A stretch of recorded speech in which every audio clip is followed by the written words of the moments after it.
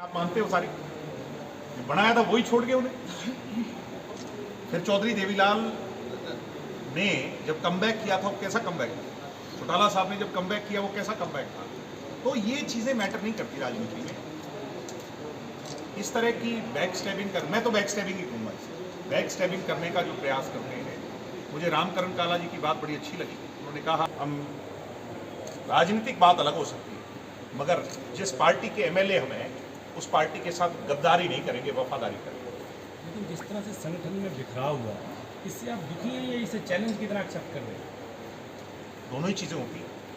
जब आपका कोई जिस पर आपने इतना विश्वास किया वो छोड़कर मझधार में आपको चला जाए तो दुखी भी होना चाहिए और उसकी चिंता भी करनी चाहिए।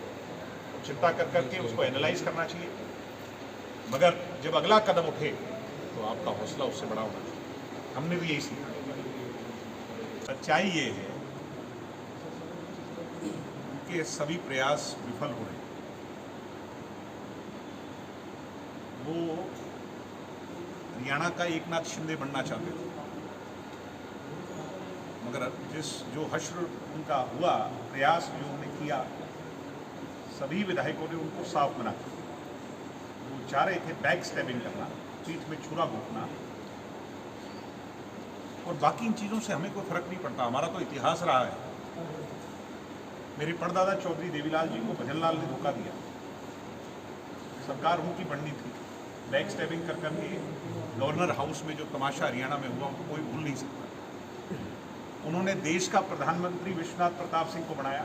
विश्वनाथ प्रताप सिंह ने बैक स्टैबिंग कर करके उन्हें ही पद से हटा दिया, फिर भी कोई परवाह नहीं। पार्टियां छिन गई, निशान चले गए, फिर आगे बढ़े, फिर संघर्ष किया। उसके बाद समता पार्टी में कुछ ऐसा हुआ, फिर भी हमने चिंता नहीं की। हरियाणा लोकदल राष्ट्रीय बनी, उसके बाद इनेलो बनी, आज जजपा बनी। बहुत मजबूत है हमारी पार्टी। और ऐसे जो क्या कहें उन्हें, साजिश करता कहीं क्या कहें, इन चीज़ों से हमें कोई फ़र्क नहीं पड़ता। हम मजबूत हैं, सशक्त हैं, अपनी लड़ाई लड़ रहे हैं। पंजाबी में एक गायक था सुरजीत बिंद्रखिया, हम बचपन में उसके गाने सुनते थे। उसका गाना बड़ा अच्छा था कि तू नहीं बोल दी तेरे विच तेरा यार बोलदा। तो बबली नहीं बोलदा, ये बबली के अंदर खट्टर जी बोल रहे हैं। तो थोड़े दिन बोलेंगे, 4 तारीख के बाद चुप हो जाएंगे, कोई चिंता नहीं है। आप मानते हो सारी बनाया था वही छोड़ गए उन्हें। फिर चौधरी देवीलाल ने जब कमबैक किया था वो कैसा कमबैक था, चौटाला साहब ने जब कमबैक किया वो कैसा कमबैक था। तो ये चीज़ें मैटर नहीं करती राजनीति में। इस तरह की बैक स्टैबिंग कर, मैं तो बैक स्टैबिंग ही कहूँगा इसे, बैक स्टैबिंग करने का जो प्रयास करते हैं। मुझे रामकरण काला जी की बात बड़ी अच्छी लगी। उन्होंने कहा हम राजनीतिक बात अलग हो सकती है मगर जिस पार्टी के एमएलए हम हैं उस पार्टी के साथ गद्दारी नहीं करेंगे, वफादारी करेंगे। लेकिन जिस तरह से संगठन में बिखराव हुआ है, इससे आप दुखी हैं या इसे चैलेंज की तरह एक्सेप्ट कर रहे हैं? दोनों ही चीज़ें होती हैं। जब आपका कोई जिस पर आपने इतना विश्वास किया वो छोड़कर मझधार में आपको चला जाए तो दुखी भी होना चाहिए और उसकी चिंता भी करनी चाहिए। चिंता कर करके उसको एनालाइज करना चाहिए, मगर जब अगला कदम उठे तो आपका हौसला उससे बड़ा होना चाहिए। हमने भी यही। विधायक दल का आप नेता, बात कोई छोड़ दो, विधायक दल का नेता किसकी बात कर रहे हो? मैं कह रहा बात कोई छोड़ दो। हमने प्रधानमंत्री बनाए, वही हमारे सगे नहीं हुए तो पंचायत का मंत्री बनाया, कोई दिक्कत नहीं है, कोई इशू ही नहीं है। वो उन्होंने जो प्रयास किया और उनका क्या हश्र हुआ। लोग ऐसा है, मैं आपको एक बात बताता हूँ।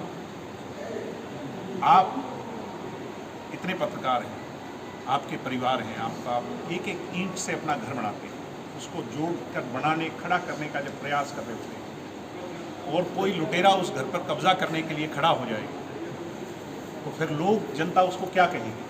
देवेंद्र बबली को भी सड़कों पर निकलने दो, लोग देवेंद्र बबली का वो हश्र करेंगे, वो समय बताएगा। कभी भी बैक स्टैबिंग करने, पीठ में छुरा घोंपने वाले का क्या हश्र हुआ है। मेरे पास तो इतने एग्जाम्पल हैं, शायद आपकी रील मुक जाएगी, मैं नाम लेने लग जाऊँ।